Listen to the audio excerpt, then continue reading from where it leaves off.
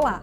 Nesse vídeo iremos abordar as técnicas cirúrgicas de exodontia de terceiros molares. Apresentaremos 4 casos clínicos, incluindo os dentes retidos e semi-retidos.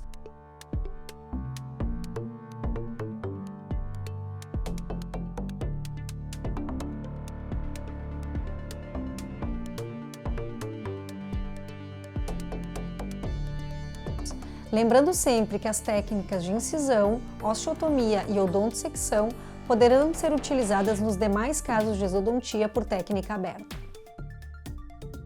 Assim como em qualquer procedimento cirúrgico, após a antisepsia do paciente com clorexidina aquosa intra e extrabucal e a colocação dos campos estéreis, seguimos para a anestesia.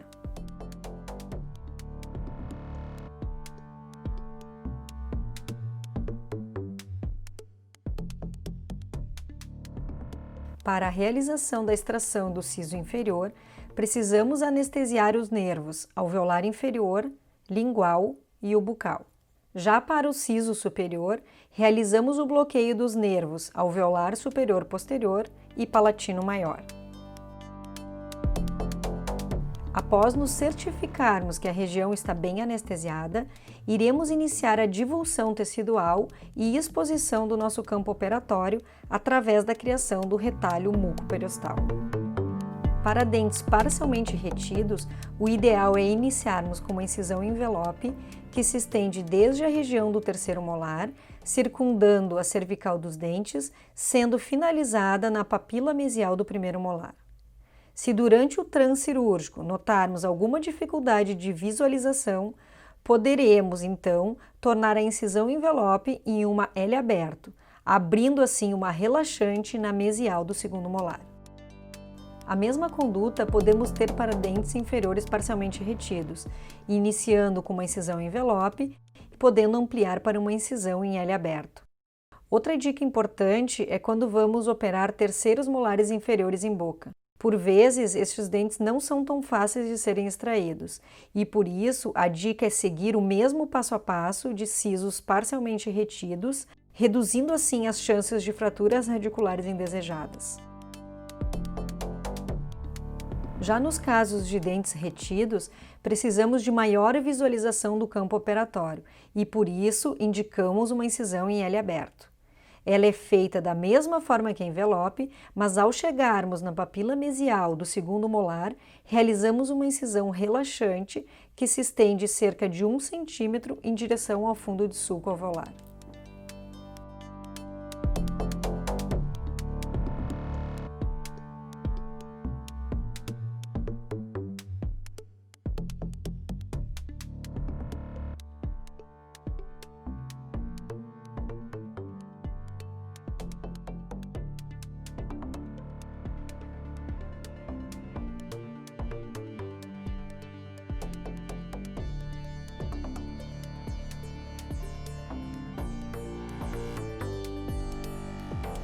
Após a realização da incisão, precisamos utilizar o sindesmótomo ou os descoladores para realizarmos o descolamento mucoperiosteal, ou seja, rebater o nosso retalho para uma adequada exposição do sítio cirúrgico.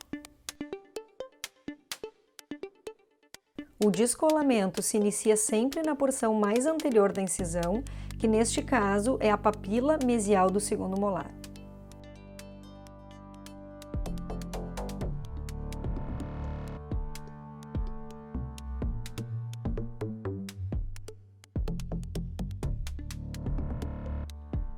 Assim como realizamos na sindesmotomia de um dente em boca, durante a remoção de um terceiro molar, também devemos descolar a mucosa palatina ou lingual.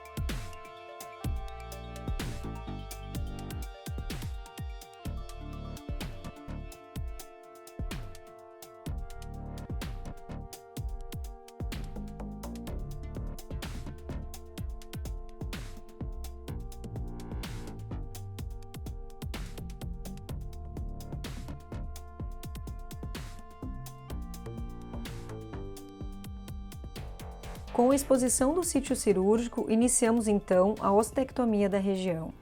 Realizamos a remoção de osso para que possamos visualizar o dente e termos um ponto de apoio para sua extração. Esta manobra é realizada através do uso de brocas esféricas cirúrgicas números 2, 4 ou 6.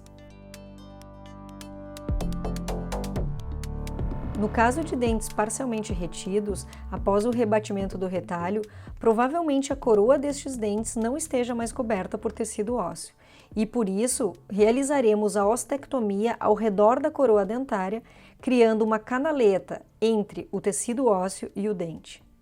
É extremamente importante lembrarmos que não é recomendável realizar ostectomia na face lingual, pois o nervo lingual está muito próximo e podemos assim causar alguma injúria.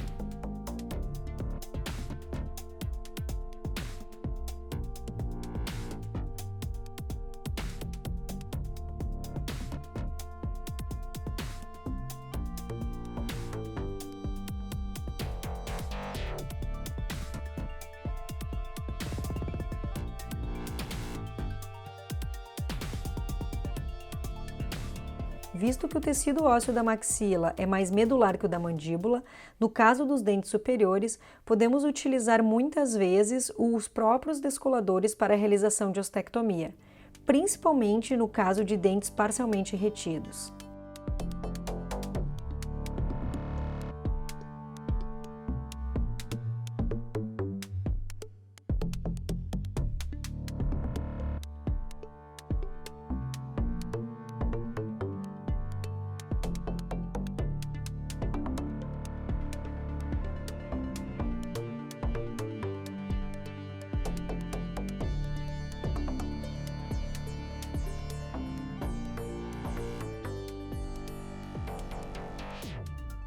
Já no caso de dentes retidos, é bastante comum observar tecido ósseo na face oclusal.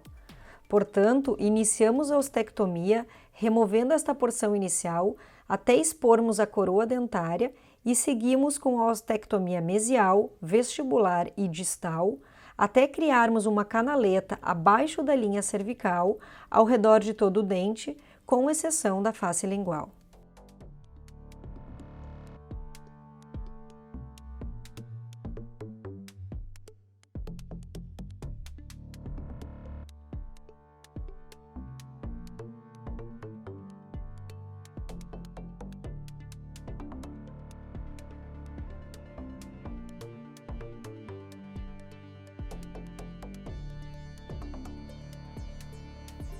É bastante importante realizarmos a ostectomia de toda a porção cortical acima da junção amelo-sementária, porque somente desta forma conseguiremos luxar o dente de forma adequada.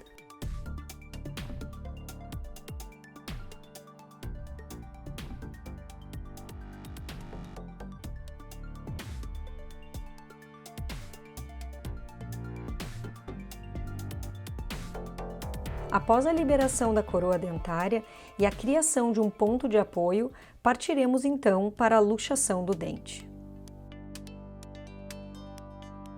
Apoiaremos a alavanca na canaleta que criamos na mesial do dente e, através do movimento de roda e eixo, com a alavanca em uma posição perpendicular ao dente, elevaremos o dente com um giro em direção ao sentido de extrusão e remoção dentária.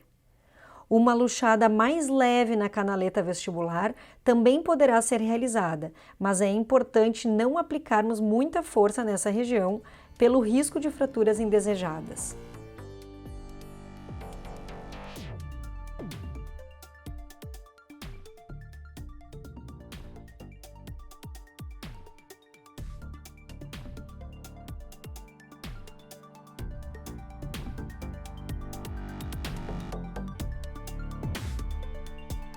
No caso dos dentes superiores, podemos também utilizar as alavancas anguladas, as famosas bandeirinhas. Elas devem ser apoiadas na parede mesial do dente, na posição mais apical possível. E através de um movimento disto-inferior, faremos então a luxação do dente.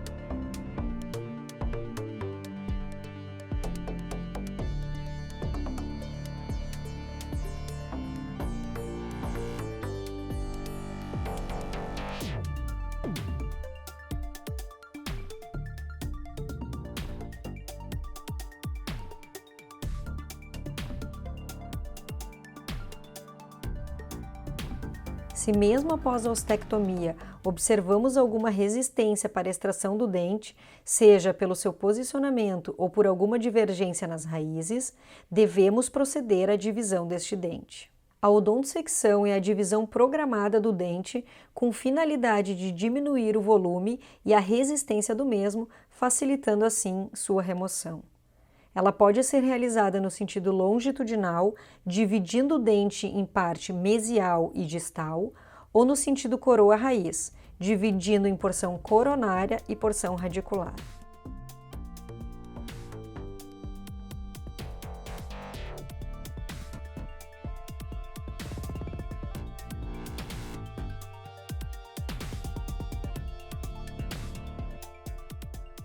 Neste caso, estamos realizando uma odontosecção longitudinal. E uma dica bem importante neste seccionamento é que ele deve sempre se estender até a região da furca para que seja efetivo e possibilite a correta separação do dente.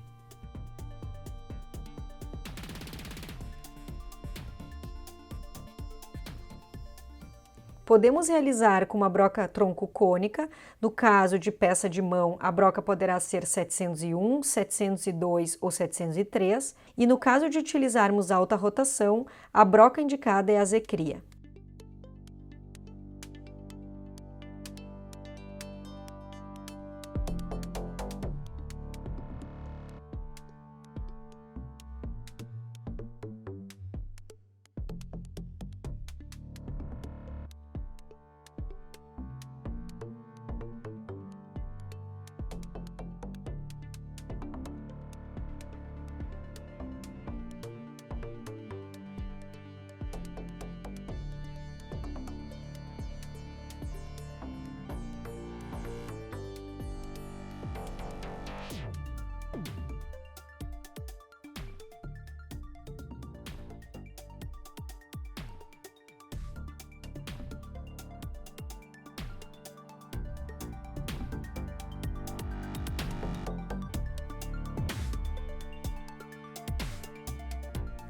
Após a remoção do elemento dentário, precisamos realizar a inspeção e curetagem do alvéolo.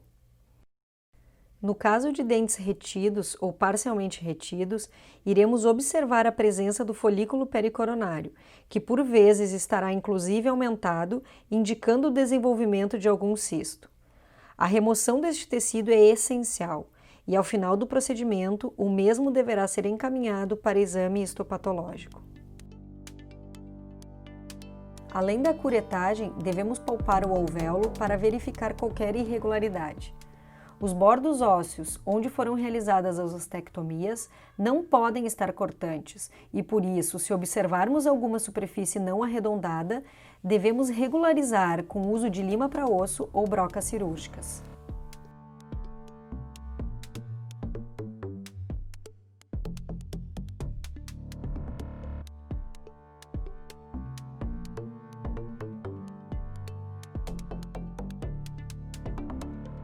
No caso de extração de terceiros molares superiores, devemos realizar a manobra de Valsalva. Assim como demonstrado no módulo 3 deste curso, faremos o selamento do nariz do paciente com uma gaze e o posicionamento do odontoscópio sobre o alvéolo dentário. Assim que a via nasal estiver ocluída, devemos solicitar que o paciente tente expelir o ar pelo nariz, mas de boca aberta, como se estivesse assoando o nariz. Se neste momento observarmos a saída de ar pelo alvéolo, confirmamos a existência de comunicação buco-sinusal e a mesma deverá ser tratada conforme o protocolo descrito no módulo 10 deste curso. Ao final do procedimento, principalmente nos casos com osteotomia ou odontosecção, devemos realizar irrigação abundante do alvéolo dentário com soro fisiológico ou água destilada. A irrigação do alvéolo, do retalho e de toda a região próxima ao sítio cirúrgico é extremamente importante. A presença de qualquer resquício de osso ou dente poderá iniciar um processo infeccioso no período pós-operatório. Após os cuidados com a ferida operatória, devemos realizar a aproximação dos tecidos moles através de pontos de sutura. Estes pontos irão conter o coágulo, permitindo assim a cicatrização e o reparo do alvéolo dentário. Nas abordagens com incisão e envelope, realizamos o fechamento da ferida com pontos simples isolados. Lembrando sempre que a papila entre o segundo e o primeiro molar também deve ser suturada. Essa sutura transpapilar é realizada pela passagem do fio na papila vestibular e a mesma atingirá a papila palatina ou lingual, passando pelo espaço interproximal abaixo do ponto de contato dos dentes.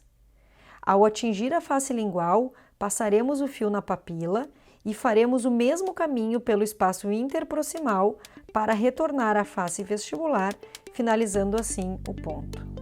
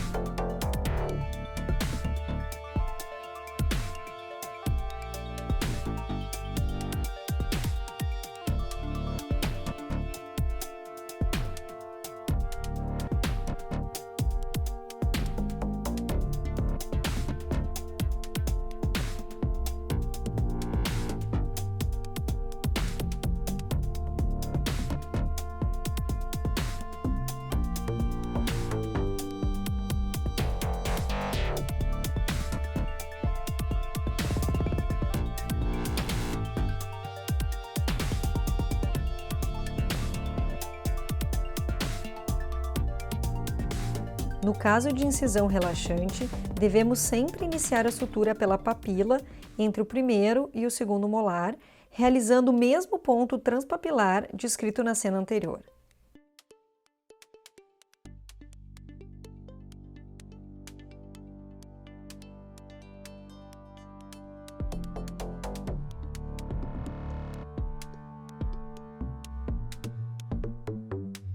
Depois deste ponto, seguimos com a sutura na relaxante e, por fim, na região alveolar.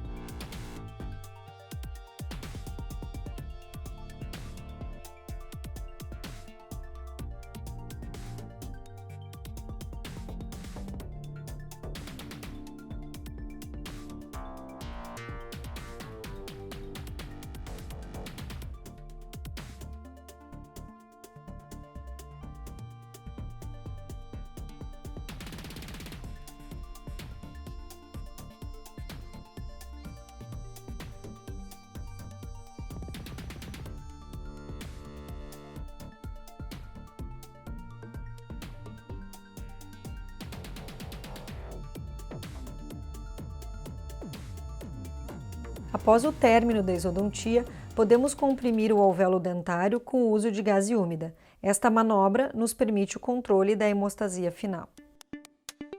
Este foi o passo a passo da exodontia de terceiros molares, tanto retidos como semi-retidos. Obrigada por terem assistido e até a próxima aula.